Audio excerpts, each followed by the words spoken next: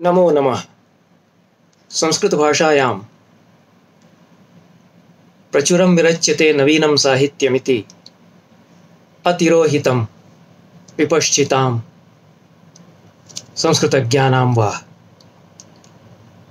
वस्तुतः अस्माकं यः कालः वर्तते, साम्प्रतिकः कालः वर्तते यः, स खलु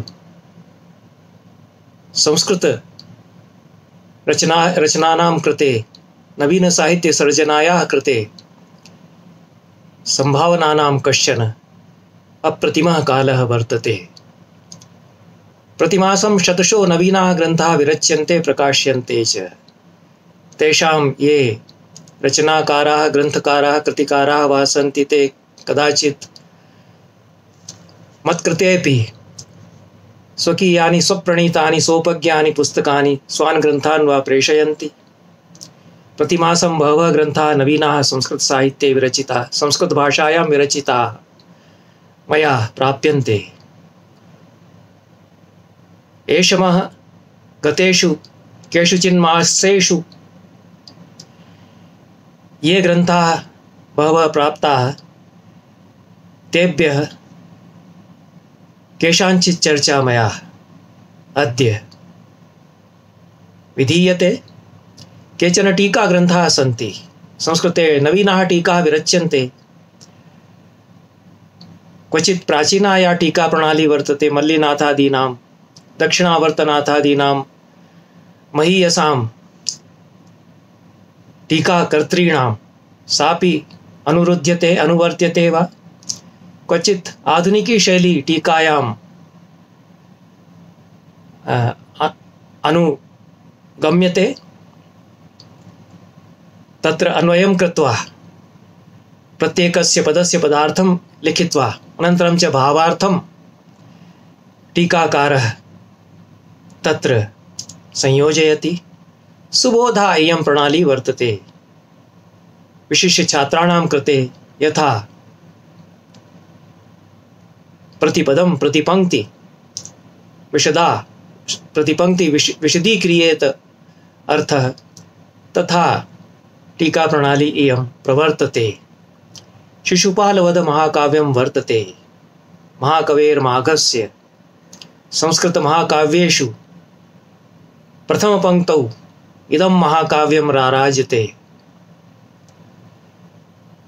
कालिदास माघ भारवी सदृशाः पंचशाः दशप्रायाः एव वा कवयः विश्वसाहित्ये उपलभ्यन्ते। मेघे माघे गतं वयः इति पंडितेषु आवाणकः प्रसिद्धः एव। समग्रमपि जीवनं माघकाव्यस्य शिशुपालवधस्य अनुशीलने अध्ययने वा यदि प्रदीयते, तदपि अलं न स्यात्। एतादृशं महनीयं महाकाव्यं माघस्य वर्तते। तच्च महाकाव्यमधिकृत्य C.H. नागराजु नामधेयेन विदुषा टीका विरचिता भागद्वये। इयं टीका मूलसहितं प्रकाशिता। प्रथमे भागे 80-700 पृष्ठाः सन्ति। भूमिका प्रभृति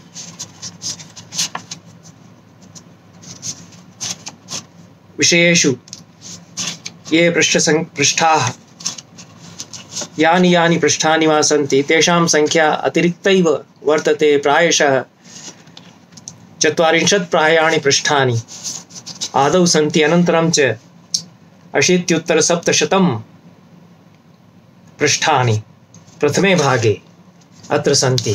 द्वितीये भागे अपि तावन्तेव पृष्ठानि सन्ति। विपुलकायः अयं ग्रन्थः वर्तते। महान् परिश्रमः टीकाकारेण विहितः। प्रथमे भागे 10 सर्गाः, प्रारम्भिकाः 10 सर्गाः सन्ति। द्वितीये भागे 11 सर्गात् 20 सर्गं यावत् शिष्टाः सर्गाः आटीकिताः सन्ति। प्रसादिनी सरलव्याख्या अत्र योजिता वर्तते। तत्र अवतारिका, पदच्छेद, अन्वय, प्रतिपदार्थ, भावार्थ, विशेषव्याख्या, परिशिष्टादि सम्मिलिताः इयं व्याख्या वर्तते। एतादृशी सरला शैली व्याख्याया नागराजवर्येण उपात्ता वर्तते।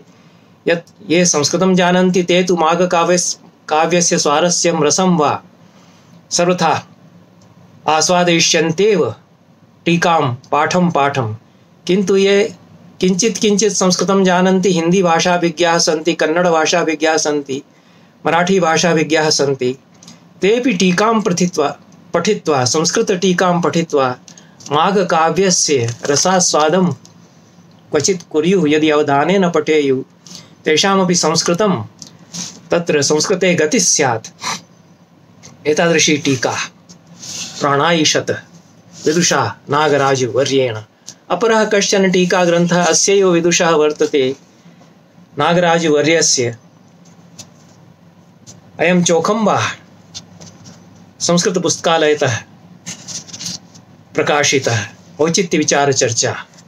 तत्रापि प्रसादिनी संस्कृत हिंदी व्याख्या उपब्रह्मिता वर्तते।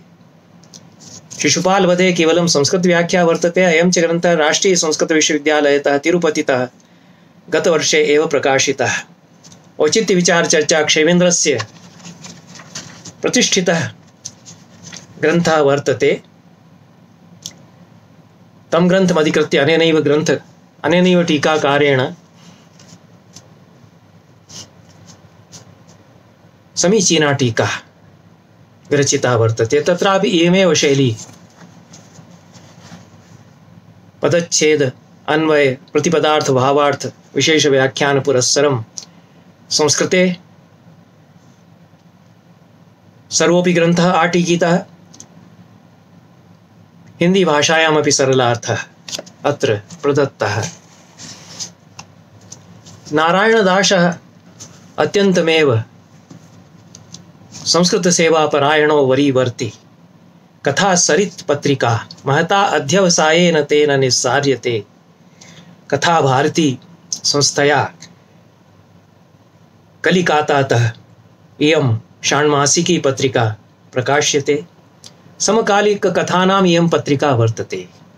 संस्कृतस्य या कथा वर्तते, शॉर्ट स्टोरी साहित्यं यत् संस्कृते वर्तते तत् कथं प्रगुणितं वर्तते। अन्यासु भाषासु यादृश्यः उत्तमा कथा प्रणीयन्ते तादृश्य एव कथाः समकालिक्यः कथाः संस्कृते प्रणीयन्ते। अस्याः कथाविधायाः आधुनिक संस्कृत कथाविधायाः उत्तमं निदर्शनं प्रस्तौति कथा सरित् पत्रिकेयम्। अस्याः पत्रिकायाः 32तमः 33तमः इति तरङ्गद्वयं द्वौ तरङ्गौ मया सद्यः प्राप्तौ। 32तमः तरङ्गः 2020तमे वर्षे अक्टूबर मासस्य 1920तमस्य वर्षस्य मार्च मासं यावत् यः अवधिः वर्तते तम् अवधिं विषयीकरोति। अक्टूबर 2020 इति कालावधेः आरभ्य मार्च 2021 इति अवधिं यावत् कथा सरित् पत्रिकायाः 32तमः अंकः प्रकाशमागतः। प्रतितरङ्गं नूतनम् उच्छलनं कथा सरिति दरीदृश्यते। महान् प्रमोदः सामग्रीं दर्शं भवति। शिवप्रसाद भारद्वाजः प्रतिष्ठितः लेखकः साहित्यकारः संस्कृतस्य वर्तते। क्वचिदपि कुमाता न भवति इति तस्य रमणीया कथा अत्र वर्तते। वनमाली विश्वालः कथाकारः वर्तते। सुविज्ञातः कथाकारः वर्तते। मत्स्यपोषको हिमेश बाबा इति तस्य कथा वर्तते। पूर्णचंद्र उपाध्यायोऽपि युव कथाकर्तृषु इदानीं किञ्चित् पदं लभते। तस्य पुनः कदाचित् इति कथा वर्तते। व्यङ्ग्यकथाः सन्ति। फेसबुक प्रेम इति परमानंद सर्कारस्य इंडिया वासिनो धन्याः इति प्रमोद कुमार नायकः या व्यंग्य विधा वर्तते, सटायर विधा या वर्तते आधुनिके साहित्ये, तस्या अप्रतिमः कृतिकारः रचनाकारः अयं वर्तते प्रमोद कुमार नायकः। अत्यन्तमेव तीक्ष्णानि व्यङ्ग्यानि अस्य भवन्ति। चित्ते कुतकुतायितं कुर्वन्ति एतस्य व्यङ्ग्यानि। तत्र एवमेव अनुवादाः बहवः प्रतितरङ्गम् अत्र श्रेष्ठसाहित्यं यद् अन्यासां भाषाणां वर्तते तस्य अनुवादाः प्रत्येकं तरङ्गे कथासरिति प्रकाश्यन्ते। रवीन्द्रनाथ टैगोरस्य कथाः, उर्दू भाषायाः कथाकारः, उड़िया भाषायाः, उत्कल भाषायाः कथाकारः, राजस्थानी भाषायाः कथाकारः हरिप्रकाश राठी प्रभृतयः, बङ्गभाषायाः अपि बङ्किमचन्द्र चट्टोपाध्यायादयः तेषां कथा अत्र, गुजराती भाषायाः कथाकारः वसन्तभाई परीख इत्यादयः तेषां कथाः अत्र एतादृशानां प्रतिष्ठितानां महनीयानां साहित्यकाराणां कथाः संस्कृते अनूद्य अत्र प्रकाशिताः। रमणीयं मुद्रणं भवति अस्याः पत्रिकायाः, शुद्धं च मुद्रणं भवति। 33तमे तरङ्गे एप्रिल् मासस्य एकविंशोत्तरविंशशततमस्य एप्रिल् मासस्य 1920 वर्षस्यैव सेप्टेम्बर् मासं यावत् यः अवधिः वर्तते तम् अवधिं विषयीकृत्य 32तमः यः तरङ्गः कथासरित् पत्रिकायाः सह प्रकाशं समुपागतः। अत्रापि रवीन्द्रनाथ ठाकुर वर्यस्य कथाद्वयम् अनुदितं वर्तते। वनमाली विश्वालस्य, गुप्तचन्द्रस्य, प्रमोदकुमार नायकस्य तत्र व्यङ्ग्यकथाद्वयम् अत्र विलसति। श्रीगुरु शरणं तस्याः पीडा न विद्यते दले। हर्षदेव माधवः अप्रतिमः रचनाकारः आधुनिकसंस्कृतसाहित्यस्य वर्तते। तस्य बालकथाः, भव्याः नवीनाः बालकथाः तेन यथा प्रणीताः तादृश्यः बालकथाः सुदुर्लभाः सन्ति। अत्यन्तमेव कल्पनाविलासः रमणीयः तत्र विलसति। शिशूनां कृते हृदयहारकः वर्तते तस्य कल्पनाविलासः। तस्यापि बालकथा अत्र वर्तते। कन्हैयालाल माणिकलाल मुंशीवर्यस्य कृष्णावतारः उपन्यासः धारावाहिकतया अस्यां पत्रिकायां प्रकाश्यते। एवमेव प्रचुरा सामग्री वर्तते। अत्यन्तमेव आकर्षणपदं या प्राप्तुमर्हति तादृशी प्रचुरा सामग्री अत्र राराजते। कथाभारत्या एव पुस्तकद्वयं सद्यः प्रकाशितं। प्रमोदकुमार नायकस्य अधरं मधुरम् इति व्यङ्ग्यकथासङ्ग्रहः। समकालिकी या स्थितिर्वर्तते तां स्थितिं लक्षीकुर्वतः व्यङ्ग्यकारेण अत्र रम्याः कथाः, व्यङ्ग्यकथाः योजिताः। निजकथापि आदौ तेन योजिता। स्वकीया व्यङ्ग्यधारा, व्यङ्ग्यविधा कथं प्रवर्तते इति तेन अत्र स्पष्टीकृतं। पवित्रं पापम् इति उड़िया रचनाकारस्य कथानां सङ्ग्रहः अनूदितः वर्तते। अनूदितकथानां सङ्ग्रहः अयमपि कथासङ्ग्रहः संस्कृतभारत्या सद्यः प्रकाशितः वर्तते। अपरं यत् पुस्तकम् अवाप्तं जीवनपथे इति हिंदी काव्यग्रन्थस्य संस्कृतानुवादः अयं वर्तते। रमेश पोखरियालः निःशङ्कः हिंदी कविः वर्तते। किं मणामि स्वहृदयस्य वेदनायास्तां व्यथाम् इतिहासः सुदीर्घः, तस्य कथामहं कथं वदेयम्। अपरिचितो अभवं स्वजनेषु अद्य अपरिचितो अभवम्, आत्मानमन्विष्यन् अद्य स्वस्मिन्नेव विलुप्तः इति एतादृश्यः आत्माभिव्यक्तयः कवयः सन्ति। सरलसंस्कृतेन मुक्तछन्दसाः ताः अनुदिताः सन्ति। बालकृष्ण शर्मा आधुनिकेषु युवकविषु तथा युवा नास्ति, इदानीं तु प्रौढः वर्तते। तस्य बहूनि पुस्तकानि मया प्राप्तानि।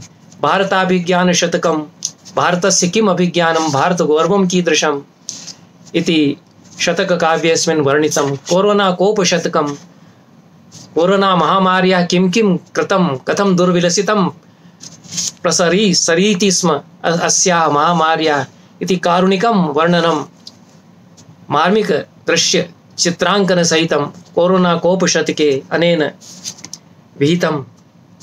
प्रभुनाथ द्विवेदी कश्चन अत्यन्तं प्रतिष्ठितः साहित्यकारः, कथाकारः, व्यङ्ग्यकारोऽपि अवर्तत अस्मासु।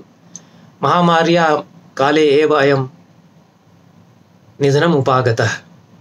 अत्यन्तं दुःखदं वर्तते। एतादृशानां महाकवीनां रचनाकाराणां संस्कृतसेविनां निधनं तस्यापि कोरोना शतकं सद्यः प्रकाशितम् आसीत्।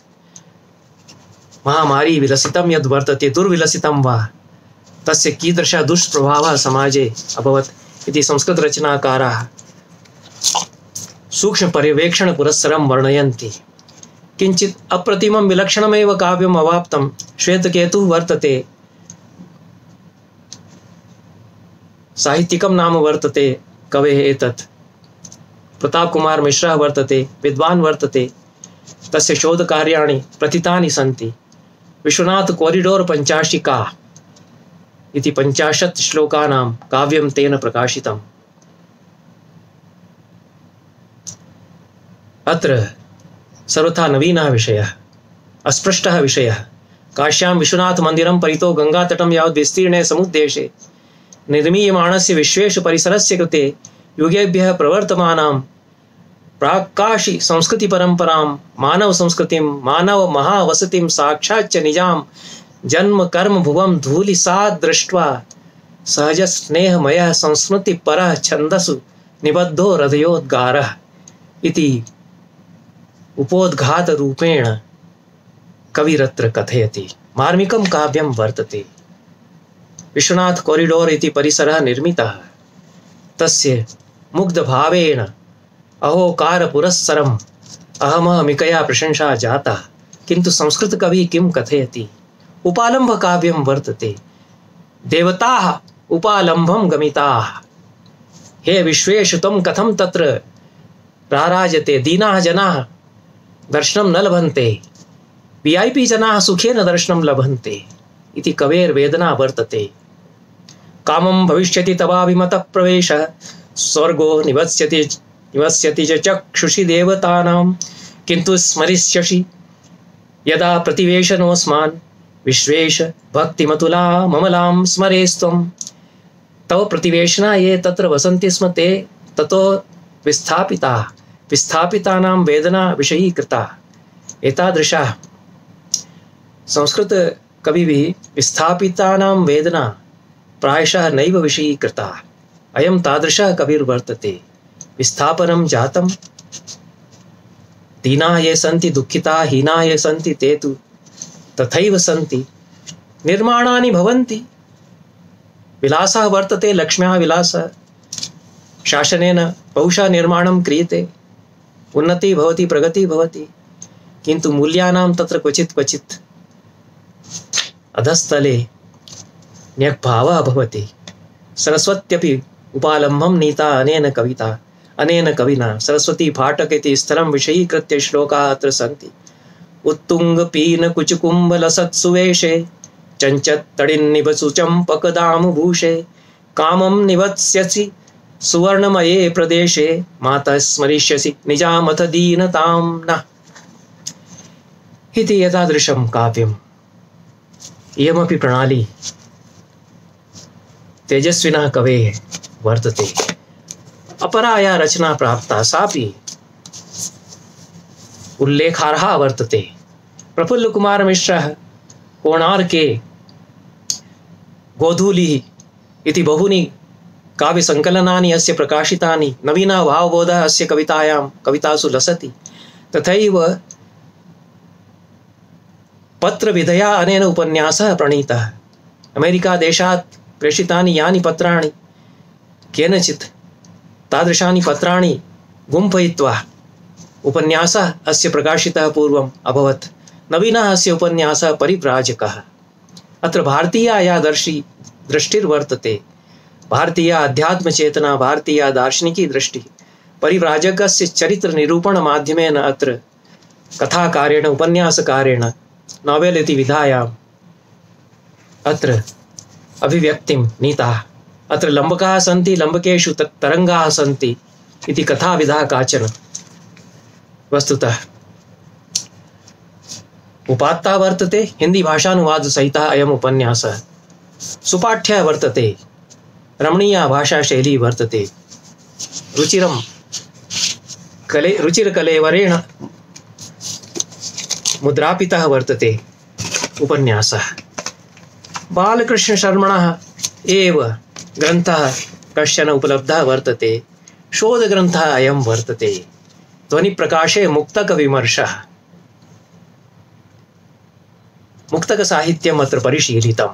मुक्तकानां भेदाः नानाभेदाः कीदृशः विस्तारः मुक्तकसाहित्यस्य वर्तते इति काव्यशास्त्रदृशा कथं मुक्तककाव्यविमर्शः विधीयते इति मुक्तकस्य ऐतिह्यम् अत्र निरूपितं।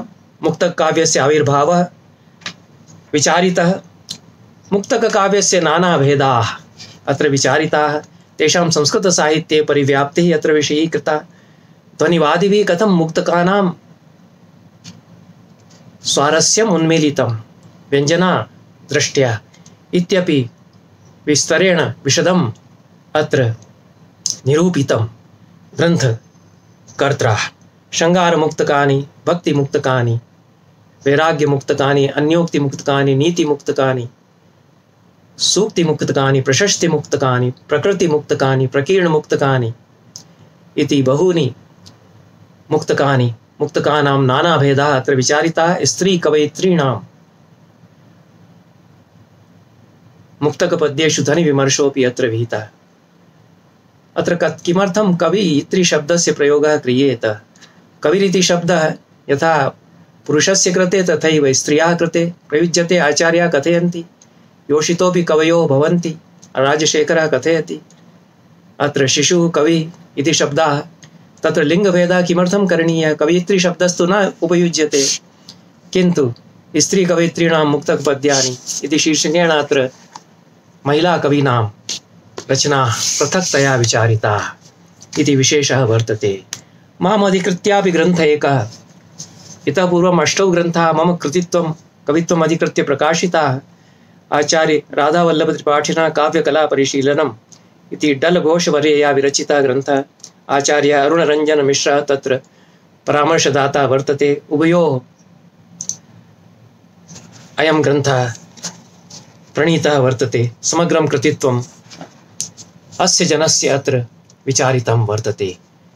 एतावन्ति प्रकाशनानि नवीनानि मया अत्र यानि क्वचित् शीलितानि, क्वचित् पृष्ठपरिवर्तनपुरस्सरं दृष्टानि। तद्विषये मया यत् मदीयायां मतौ समागतं तन्मया उक्तम्। अत्रैव विरमामि। धन्यवादाः।